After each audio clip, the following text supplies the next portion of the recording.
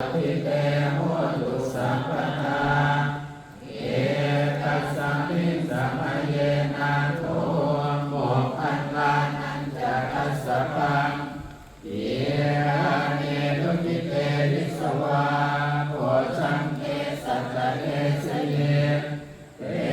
จัตตังปะรินันทิกวาโลกาหุติสุตังคะเนเอนัสสะจวัชเชนะโสติเตโหตุสัมปทาเยตันตาธรรมราชาติเยรัญเยนะปิปิโตจุนตันเนเรนะตันเยวะปานะเวตวานัสสะนรังสัมโมทิตวาจามาตาตัมมาอุทาสิทานาโสเอนัสสะจวัชเชนะโสติเตโหตุสัพพทาปานินาเตจามาทาตินันนัมปิมาเนสินังมังคะหัตตากิเลสวาปัตตานุปติธัมมคังเอนัสสะจวัชเชนะโสติเตโหตุสัพพทา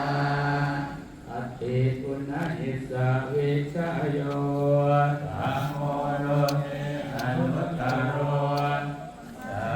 มปัสสัตตาหิตันทายาตังตาวังอิเตวะเตปาริวัชเชราสนันเตอะมโนเสหิภาวะเกปายังเกนันเยวิเศภูเตอาคารามรเนนวาสัมปัสสมามรณามุตโต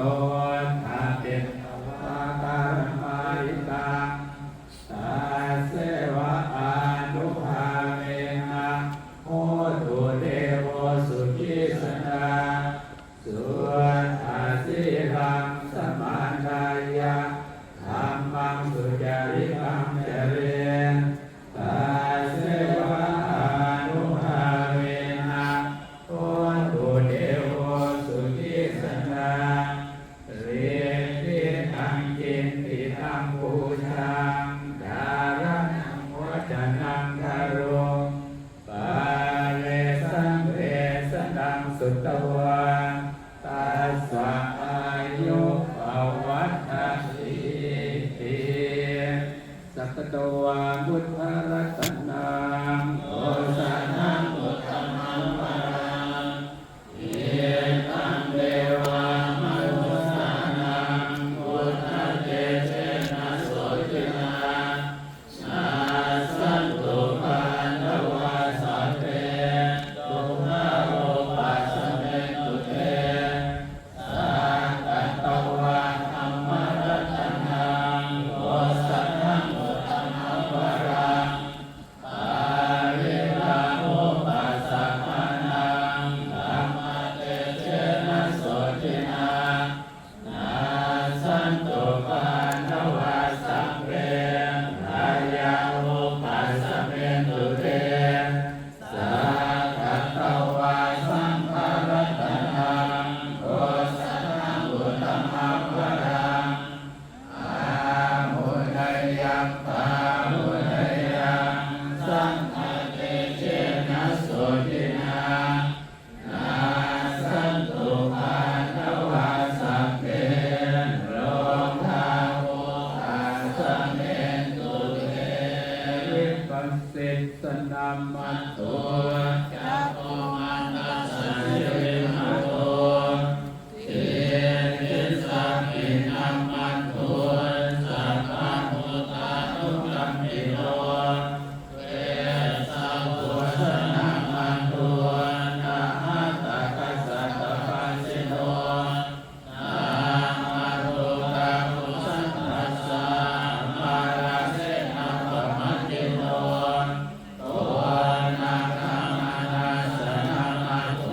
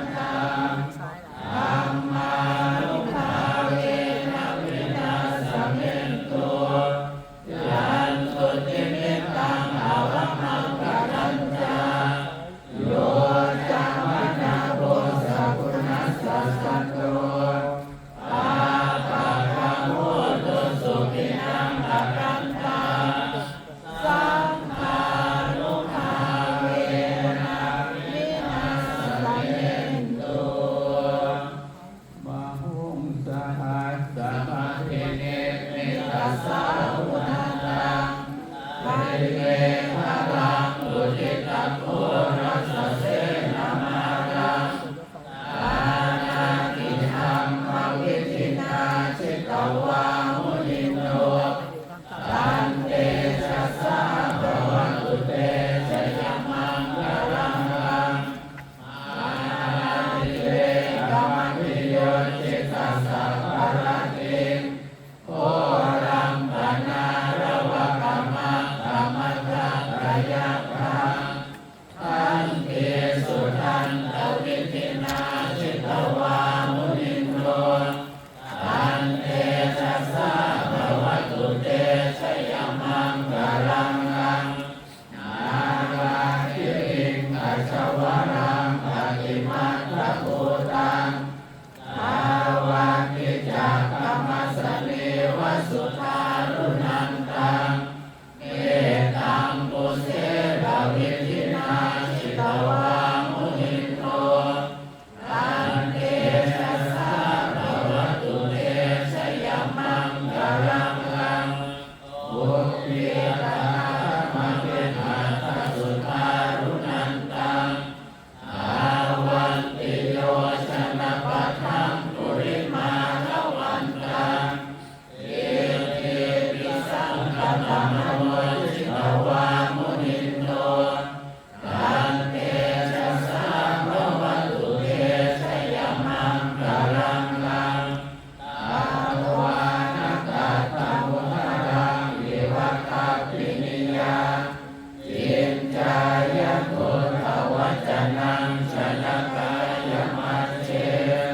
สันเตนะโสมาวิธินาชิตวามุนิโนตันเตชะสาภวตุเตชะยมังคลังลังสัจจังวิหายมัจฉิสัจจักขวาทะเกตุงวาทานิโรธิตมนังอติอันทภูตังปัญญาปฏิปัสสริโตชิตวามุนินโตตันเตชะสาภวตุเตชะยมังคลังลังมันโตปนันทพุชคังนิพุทังมหิเตโอเทนะเทระพุชเทนะธรรมะปยันโตอิโตปันเทสาวิธินาชิตวามุนินโตตันเตชะสาภวตุเตชะยมังคลังลังลูกาหะทิติพุชเทนะสุทัสสะหัตถัง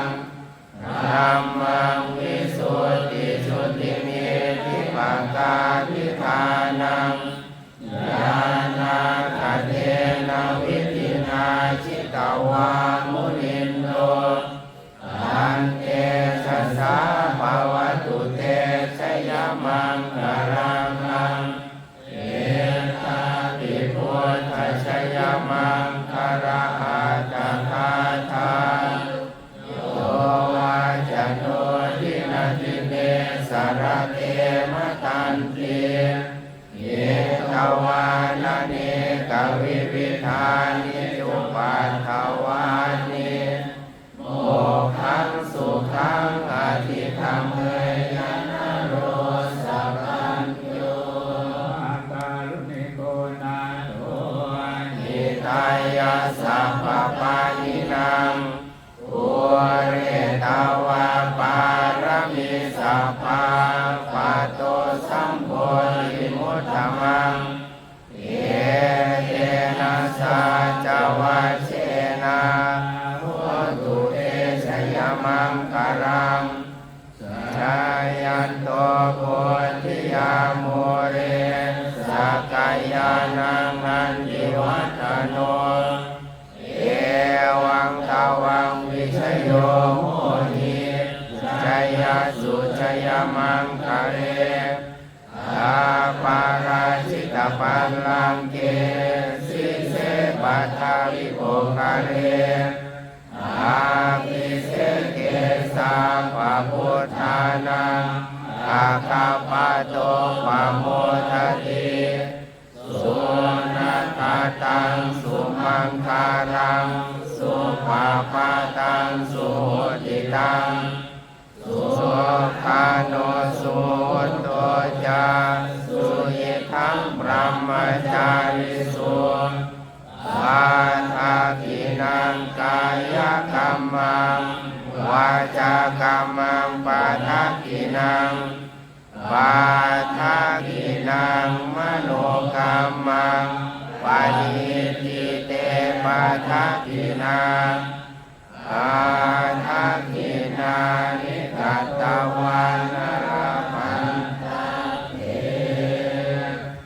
ปาทากินียุคปัตตาจนิสุขายัปปัตตาจนิพยาโสกปัตตาจนิโสกามุนตุสัพเพติปานิโนเอตวัตตาจะอัมเหนิ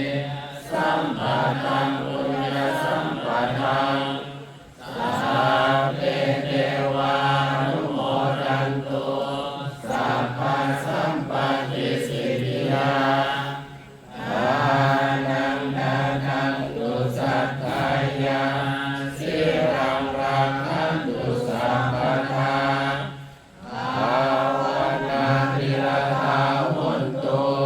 ขัจฉันตุเทวตาคตาสัพเพพุทธาปราปัตตาปาเจตานันจยังปรังอาราหันตานันจะเตเชนะรักขังพันธามิสัพพโสภวตุสัพพะลังรักขันตุสัพพะเทวตาสัพพะพุทธานุภาเวนะสัทธาโสทิภวันตุเตภาวันตุสัพพะมังคาลังรักขันตุสัพพะเทวตาสัพพะธัมมานุภาเวนะสัทธาโสทิภวันตุเตภาวันตุสัพพะมังคาลังรักขันตุสัพพะเทวตาสัพพะสังฆานุภาเวนะสัทธาโสทิภวันตุเต สำหรับการประกอบพิธีในการเจริญพระพุทธมนต์ในการถวายอายุวัฒนมงคล 91 ปีพระเดชพระคุณพระราชวิชิรเกษมงคลนั้นก็ได้เสร็จสิ้นแล้วโดยมีท่านพระครูเมตตากิติพลหลวงตาสมัยรองเจ้าคณะจังหวัดอุดรธานีเป็นประธานสงฆ์ในการสวดเรียนถวายหลังจากที่พระสงฆ์อนุโมทนาเสร็จสิ้นแล้วก็จะได้กราบรัตนาพระเถรรัตนาองค์หลวงตาสมัยได้เมตตานำพระสงฆ์อนุโมทนาหลังจากอนุโมทนาเสร็จสิ้นแล้วก็เรียนถวายพระมาธิรัตน์ที่เจริญพุทธมนต์ทั้งหมดก็จะได้นิมนต์ได้มารับกันในธรรมสนทนาโดยเจ้าภาพจะได้ทอดบางสกุลในการน้อมถวายอายุวัฒนมงคลหลวงปู่ 91 รูปด้วยกันวันนี้สนทนาโดยจะได้เรียนถวายในชั้นที่ 1 ได้ออกประตูฝั่งหลังเมื่อเสร็จสิ้นชั้นที่ 1 แล้วก็ตามด้วยชั้น 2 ตามด้วยพระมหาธิราชในชั้นที่ 3 ต่ออยากจะได้เรียนถวายสืบไปวันนี้ก้าวกับรัตนาหลวงตาได้นำพระสงฆ์อนุโมทนาให้ก่อนสืบต่อไปกับรัตนาด้วยความเคารพอย่างสูงครับ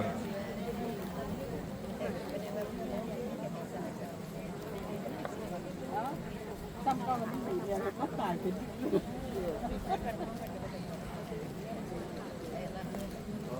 นักบอลก่อนใช่ไหม ผมครับ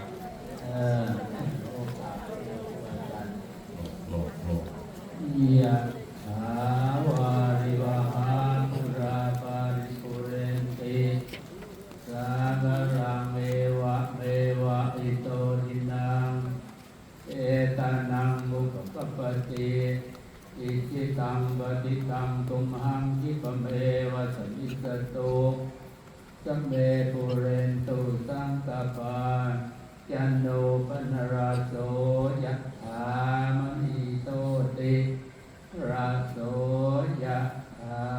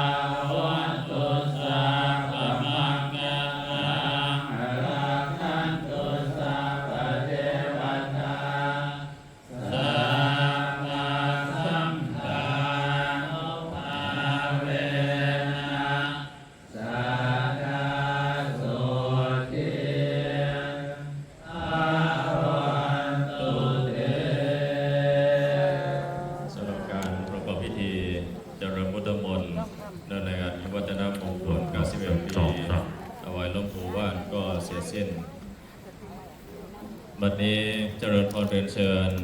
ผู้ที่เป็นเจ้าภาพ